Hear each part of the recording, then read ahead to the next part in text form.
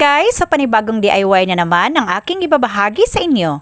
So gumawa nga pala ako ng panibagong headdress na gagamitin ng anak ko. Alam nyo naman, kapag may activity siya sa school, so ako talaga ang gumagawa ng mga costume na gagamitin niya. Kaya umanda na naman ang pagka-creative natin.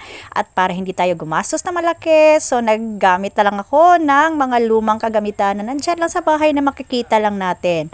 At ito nga palang gagawin ko is gumamit lang ako ng walis tambos. At dahil nakakita ko ng lumang crown, kaya yan na lang ang ginamit ko. At ang kakailanganin lang natin is ang pandikit, kaya palaging may stick glues ako. So yan yung ginamit ko guys. So super dali, hindi na talaga tayo gagastos ng malaki. At dahil nga wala pa rin akong glue gun, kaya gumamit na naman tayo ng ibang pangpatunaw ng stick glue, kaya gumamit ako ng kandila. At dahil konti lang naman ang kakailanganin nating walis tambo, kaya kumuha lang ako ng ilang peraso para hindi naman masira ang ating walis at pwede pang magamit natin ito. Mas gusto ko talagang nag-DIY dahil nagagawa ko yung mga designs na gusto ko. Isa-isa ko lang dinikit ang mga walis tambo sa lumang crown gamit ang stick glues. At pagkatapos ay tinrim ko lang at nilagyan ko ng mga design. So pinagdikitan ko lang ng mga matataas na walis tambo kagaya niyan. So paisa-isa kong nilagay at pagkatapos niyan ay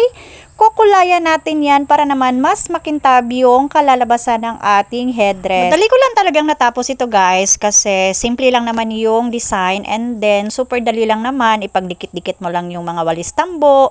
Pagkatapos may mga pangkulay akong tinago para magagamit ko pa talaga pag may ginawa na naman ako mga costume kagaya niyan. Hindi mo na kailangang bumili ng bago at hindi ka nagagastos. Kaya kapag may mga sobra sa mga ginawa mo mga costume or mga outfit, so itago mo lang talaga dahil kapag gumawa ka na naman ulit sa mga gamit mo, kagaya ng pintura na yan, so matagal ko na yan tinago at nagamit ko rin. So nilagyan ko lang ng kulay para mas makintab siyang konti. At ayan na nga, malapit nang natapos ang ating ginawang headdress. So super dali, basta't may talent ka talaga. So pagugulan mo lang ng oras. At pagkatapos ng 3 oras, so ito na nga ang aking nagawang DIY headdress. O diba? So ang dali at napakaganda pa ng kalalabasan ng ginawa natin. So thank you so much for watching and like and share!